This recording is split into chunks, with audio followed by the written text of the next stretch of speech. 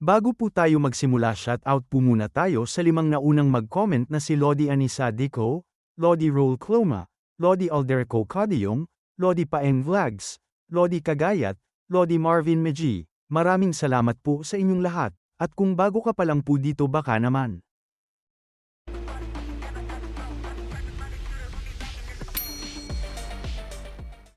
Ika-83 kabanata sa pagpapatuloy. Makikita ang labas ng kanilang tinutuluyan. Nakaluhod na gumalang si Baekpyo at sinabi sa ating bida na Ginoo, "Hindi ko alam kung paano ko mababayaran ang kabutihan nyo." Ipinatong ng ating bida ang isa niyang hita sa kabila niyang hita, sinabi niya sa kanya na kalimutan mo na. Tinulungan kita dahil kailangan ko ng impormasyon. Umiiyak na sinabi sa kanya ni Baekpyo na hindi ko na maalala kung kailan ako huling nakapamuhay ng walang sakit. Maraming salamat, Ginoo. Naiinis na sinabi sa kanya ng ating bida na sabi ko nga ayos lang. Pwede mo na bang itigil ang pag-iyak? Na makikita itong pinupunasan ang luha sa kanyang mga mata habang pinagmamasdan siya ng ating bida. At pagkatapos tumingin ito sa ating bida na may ligaya sa kanyang muka pero tila kakaiba naman ang kanyang ngiti na sinabi pa niya na okay po sir. Nagtayuan ng balahibo ng ating bida nang makita niya ang mga ngiti nito at napasabi na lang na okay. Habang tumatawa si Baekpyo. At sinabi pa ng ating bida sa kanya, teka lang, pero hindi ka pa lubusang gumaling. Ang mga natuto ng energy absorption technique ay hindi na maaaring matuto ng iba pang internal energy techniques. Dagdag pa sa isip ng ating bida sa kanya na marahil ang dual internal energy art ang tanging pwede lang niyang gawin. Nakaluhod pa din ito sa kanya at sinabi na teka, sa ganitong kaso. Na sinabi sa kanya ng ating bida na maaari mo lamang gamitin ang energy absorption technique. At pagkatapos marinig ito ay hindi makapaniwala na natulala na lang ito. At pagkatapos lumuluhang sinigaw niya na ang hayop na iyon na si Cheon Woo-myung. Paano niya nagawang ipasa sa akin ang martial art na ito? Papatayin ko siya. Na sinabi ng ating bida sa kanya na hoy, huminahon ka lang at pakinggan mo ang aking sasabihin. Ang energy absorption technique ay hindi masama. Kung gagamitin mo ito ng tama, isa itong kapaki-pakinabang na martial art. At dapat ka lamang sumipsip ng kaunting-kaunti sa bawat pagkakataon. Bumilog ang mga mata nito at nagkaroon ng buhay na mapakinggan niya ang sinabi ng ating bida. Itinuro siya ni Jinmu at sinabi pa sa kanya na ibig sabihin, okay lang kung gagawin mo yon, basta huwag mong patayin ang isang tao. Kung gagawin mo yon, hindi magkakaroon ng pag-ipon ng masamang enerhiya at hindi magkakaroon ng mga side effects. Masayang sinabi sa kanya ni Baekpyo na sa madaling salita, kukuha lang ako ng konti mula sa maraming tao. Hindi makapaniwala ang ating bida na napasabi na lang sa kanyang isip na nagkaroon ba siya ng split personality dahil sa mga after effects. At pagkatapos nagtatakang nagtanong muli ito sa kanya na pero, paano mo alam ang lahat ng impormasyong ito? Tumingin sa gilid ang ating bida at sinabi sa kanya na wag mo nang alamin yon. Wala ka nang pakialam doon. Sinabi pa sa kanya ng ating bida na ano ang balak mong gawin ngayon. Makikita ang silid na tumugon ito sa kanya na babalik ako sa aking bayan, sa Gilin. Sinabi sa kanya ng ating bida na ano ang balak mong gawin doon. Itiniko ang kamao nito at sinabi sa ating bida na iniwan ko ang kapatid ko doon. Tutulungan ko siyang muling itayo ang Baek Clan Manor. At kapag natapos na yon, balak kong tapusin ang aking buhay. Bumilog naman ang mata ng ating bida sa kanyang narinig. Sinabi pa sa kanya ni Baekpyo na kahit na pinatawad mo ako at tinulungan, hindi nagbabago ang katotohanan na kumuha ako ng mga inosenteng buhay. Sinabi sa kanya ng ating bida na pero, hindi ba't sinabi mong isa kang asasin? Ibig sabihin, kabilang ka sa isang grupo, papayagan ka ba nilang umalis? Masayang sinabi sa kanya nito na hindi ba't gagawin nila yon kung hihilingin ko? Napasabi ang ating bida sa kanya na ha? Akala mo ba na gagawin nila yon? Sinabi pa ng ating bida sa isip na nakasimangot ang muka na dahil ang isang assassination group ay maaaring masira kung maipakita ang kanilang mga kahinaan, kapag pumasok ka sa kanila, wala nang paraan para makaalis. Dahan-dahang tumatayo ito habang sinasabi na, ngayon na naibalik na ako sa aking tamang pag-isip, hindi ko na kayang pumatay pa. Kahit na nangangahulugang papatayin nila ako. Dagdag pa nito habang yumuko na magpapaalam na ako ngayon. Aalalahanin ko ang ginawa mo para sa akin magpakailanman at babayaran kita balang araw. Ipinaypay ng ating bida ang kanyang kamay at sinabi na sige, umalis ka na, paalam. Sinabi pa ng ating bida sa kanyang isip habang papaalis na ito na paano niya magagawa iyon kung hindi nga niya alam ang pangalan ko. Pinagmamasdan ito ng ating bida na tila maiksi ang paghakbang nito. At nagtataka na sinabi ng ating bida sa kanyang isip na suso ba siya. Dagdag pa niya sa isip na mamamatay siya. Kung babalik siya sa assassination group mayon, tiyak na papatayin siya. Magiging abo siya na hindi na makikilala. Kung hindi ko lang nararamdaman ang pagkakasala tungkol sa kanya. Tumayo siya at sinabi na, "Hoy, tutulungan kita. Tutulungan kita na huminto sa pagiging assassin." Napatingin ito sa kanya na may gulat sa kanyang muka. At namumulang maluhaluha na sinabi na, "Sir." Makikita ang labas na sinabi ng ating bida sa kanya na ihinto mo na ang iyong pag-iyak. At lumipat ang eksena sa laylayan ng Dongting Lake, Bulang Village, kung saan isang tao ang naglalakad sa gilid ng kainan. Makikita ang muka nito na nakasimangot. At isang matanda ang kanyang nakita sa loob ng kainan. Pumasok siya at umupo sa may likod ng matanda at tumawag na sinabi na, "Sir, pakibigyan po ako ng isang mangkok ng noodles." Tumugon ito na, "Sige, ipapadala ko ang isang mangkok ng noodles." Seryoso ito habang makikita sa likod ang matanda. At sinabi nito sa matanda sa likod na wala na tayong narinig mula kay Baekpyo. Hindi agad ito nakatugon dahil sa puno ang bungana. At sinabi niya habang susubo ng noodles na pumalpak ba siya. Tumugon ang lalaki na nakasombrelo ng salukot na, "Hindi ako sigurado." Isa sa mga target ay buhay pa at hindi nagpakita si Baekpyo sa kanyang tahanan o sa butcher shop. Sinabi ng matanda na yon ay hindi natin inaasahan. Dagdag pa nito na nakakagulat makita ang isang mahina at hindi makalakad na tao na nakatupad ng mga kumpletong utos ng pagpatay hanggang ngayon. Ibinagsak ang hawak na chopstick na sinabi pa nito na ito ay isang kabiguan. Dagdag pa niya na hanapin si Baekpyo. At siguraduhin na maalis siya ng malinis. Tumugon ito at sinabi na, "Okay po, Master." Lumipat ang eksena kung saan malapit nang lumubog ang araw na makikita ang bahay panuluyang ito.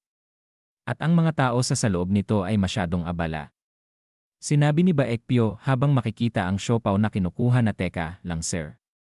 Tama ba talagang manatili lang dito?" Tumugon ang ating bida sa kanya na oo naman. Nag-aalalang sinabi pa nito sa kanya na, "Pero kung mananatili tayo sa isang bukas na lugar tulad nito, madali nila akong matatagpuan. Kung magtago na lang kaya tayo?" Sumagot sa kanya ang ating bida na sino ang nagsabi na magtatago tayo. Dagdag pa niya na naghihintay tayo ngayon. Sa isang lugar kung saan kitang-kita tayo ng mga tao. Masayang nagsalin siya ng alak sa tasa na sinabi pa niya na sinabi mong kabilang ka sa grupong tinatawag na Swift Assassination Hall o kung anuman, tama. Na sinabi sa kanya ni Baekpyo na ito ay 3 assassination hall. Sinabi nating bida sa kanya habang umiinom ng alak na, "Alam mo ba akong nasaan ang himpilan nila?" Sumagot ito na, "Alam ko na nasa paligid lang ng Bulang Village. Karaniwan, target list at pera lang ang natatanggap ko." Ibinagsak niya ang tasa na may alak at sinabi sa kanya ng ating bida na kaya nga't hindi tayo pwedeng pumunta doon.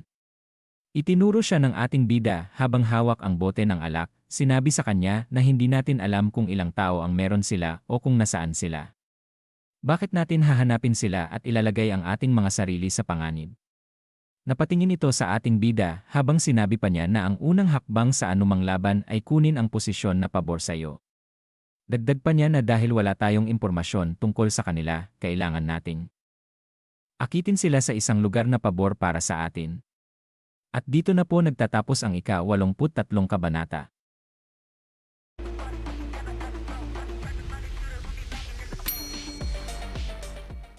Ika-84 na kabanata. Sa pagpapatuloy, makikita ang labas ng bahay panuluyan. At ang kanal sa gilid nito. Naglalakad sila mula rito na itinaas ng ating bida ang 2 kamay na humihikab. Sinabi ni Baekpyo na hanggang kailan tayo maglalakad-lakad lang.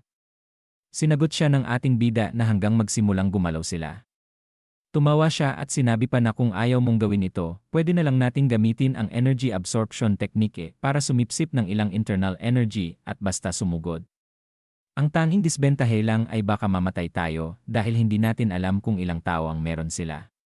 Hindi makapaniwala naman si Baekpyo na sinabi sa ating bida na ano bang klaseng suhestyon yan.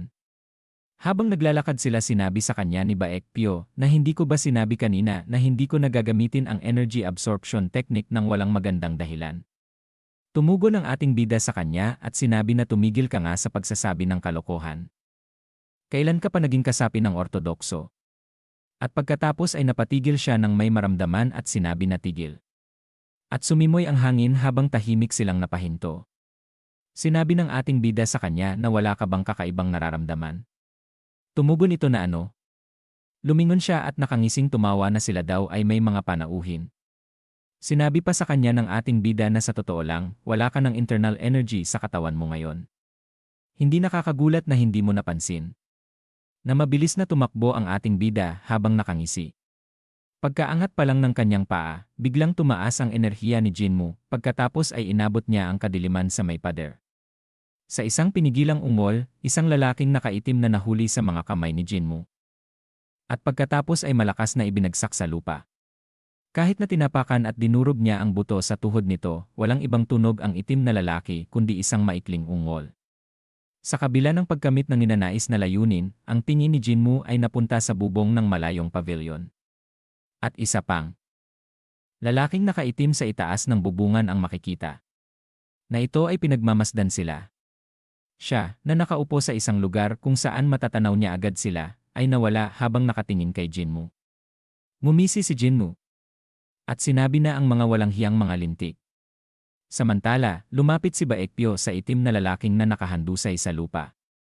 Sinasabi na niya na ang taong ito ay na sinabi ng ating bida na marahil mula sa 3 assassination hall na naghahanap ng isang aso na nawawala.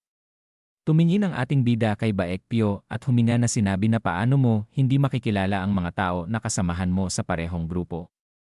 Tumugon ito na tumingin sa gilid na pero kilala ko lang ang hallmaster at isa sa mga direktang katulong niya. Wala siyang alam tungkol sa organisasyon. Hindi buo ang kanyang alaala, ngunit hindi siya masyadong interesado dahil lasing siya sa pagpatay. Ang tanging mahalaga ay ang kontratang magpapasya kung sino ang papatayin. Kaya ang mga kilala niya lang ay ang mga nabanggit niya. Si Baekpyo, na nakatingin sa nakaitim na lalaki, ay nagtanong kay Jinmu. Nai-interrogate ba natin ang lalaking ito para malaman ang tungkol sa 3 assassination hall? Tumugon ang ating bida sa kanya na ano? Bakit ko naman gagawin yon? Dagdag pa niya na lalapit din naman sila sa atin ng kusa, kahit hindi ko gawin ang kahit ano. Sigurado akong buong gabi silang darating at guguluhin ako. Ang gusto ko ay iba. Ang gawin silang kulang sa kakayahang makipaglaban. Dagdag pa niya habang makikitang seryosong nakatingin na dudurugin ko ang mga taong ipadala nila isa-isa para unti-unting mabawasan ang kanilang mga puwersa. Hanggang sa magalit sila ng sobra at mawalan ng kontrol. Umisi ang ating bida at sinabi niya na kaya't sasabihin ko na ito, Baekpyo. Gusto kong tulungan mo ako. Pagkatapos ay kailangan mo lang silang hintayin na dumating mula sa isang lugar kung saan mayroon kang kalamangan. Napasabi ito na ano? Anong klaseng tulong ang magagawa ko? At itinuro ang nakaitim. Nalalaki sa likuran niya at sinabi na kagaya ng ganito. Sipsipin mo siya. Namutla si Baekpyo at sinabi na ano? Sinabi sa kanya ng ating bida na ang teknik ng pagsipsip ng enerhiya, gusto kong kunin mo ang kanyang lakas. Makakatulong ka lang kung malakas ka, di ba? Hinawakan niya ito sa balikat habang sinabi sa kanya ni Baekpyo na sinabi ko na hindi ko nais gamitin ang teknik ng pagsipsip ng lakas kahit kailan. Na sinabi ng ating bida na sige na gawin mo na. Kailangan mong makagalaw. Dagdag pa niya habang pinagpapawisang nakatingin si Baekpyo dito na ang taong iyon ay isang assassin. Isa siyang napakasamang tao na pumapatay ng mga tao para sa pera. Kaya wala kang kailangang ikahiya o pagsisihan. Habang tumutulo ang pawis nito sa kanyang muka na nakangiwi ang bibig sinabi niya na naintindihan ko. Si Baekpyo, na matagal nang nahihirapan, ay lumapit sa nakaitim na lalaki na may matigas na mukha. Nakapagpasya na siya. Habang hinawakan niya ang braso nito sinabi ng ating bida sa kanya na tandaan mo. Maaari mong kunin ang enerhiya, ngunit huwag mo siyang patayin.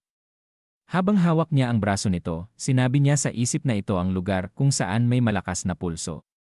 Ang lugar kung saan umaapaw ang vitalidad. Makikita ang mata niyang nakatingin dito na sinabi pa sa isip na napakatagal na mula nang huling makapag-absorb mula sa isang tao. Ayon kay Jinmo, iyon lang ang maaari niyang gamitin ngayon. Wala siyang ibang pagpipilian kundi ang mabuhay sa pamamagitan ng pagsipsip ng sigla ng ibang tao tulad ng mga lamok sa buong buhay niya. Ang mga kamay ng nakaitim na lalaki ay tumigas at ang mga mata ni Baekpyo ay nagsimulang maging masigla.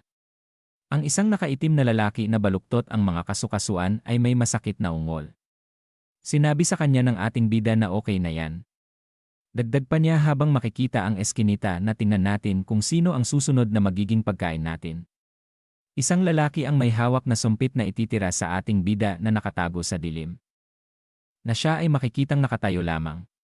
Siyempre, hindi totoo na hindi nila napansin ang kanilang pagtatago. Na mabilis na naharang ng ating bida ang ginawa nitong atake sa kanya. Ang unang nagpakita ay nagulat na makikita ang ating bida ay mabilis na papasugod sa kanya.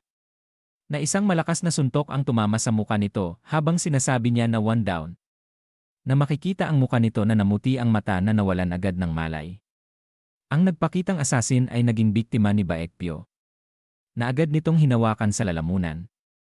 At pagkatapos ay napangisi ito na nakatingin sa kanyang gilid.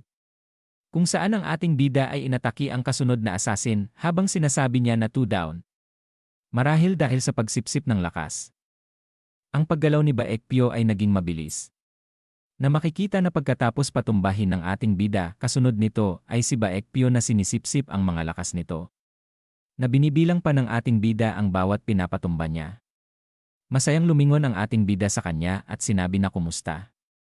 Sapat na ba yan para makapagsimula kang lumaban? Habang hawak ang isang asasin, nakangiting tumugon lang ito sa kanya. At binitawan niya ito at naglakad papunta sa kanya. Puno ng enerhiya ang boses na sinabi sa kanya na lumakas ako. Sobra pa nga, umaapaw ako sa enerhiya. At lumipat ang eksena sa matandang ito at sinabi niya na ang mga mabababang ranggo na asasin ay napatay na lahat. Yumukong tumugon ang tagaulat at sinabi na hindi sila patay pero lahat ng buto sa katawan nila ay nadurog at hindi na sila makakalaban. Dagdag pa nito habang tumingin sa matanda na ang lalaking kasama ni Baekpyo ay mas malakas kaysa sa inakala natin. Sinabi sa kanya ng matanda na sino ang lalaking iyon. At ano ang kaugnayan niya kay Baekpyo. Tumugon ito sa kanya na sa kasamaang palad, hindi namin yon nalaman. Sinabi pa ng matanda na hindi ko akalain na napabagsak niya ang dose-dosenang mga asasin. Siya ay isang napakadelikadong kalaban. Tumayo ito mula sa pinagkakaupuan at sinabi na, siguro kailangan kong kumilos ng personal. Naglalakad ito sa pagitan ng mga asasin na sinasabi pa na iparating ang mensahe, bibigyan ng isang gintong niyang ang sinumang magputol ng ulo ni Baekpyo. Tumugon ang mga ito sa kanya na okay po, Ginoo. At dito na po nagtatapos ang ika-84 na kabanata.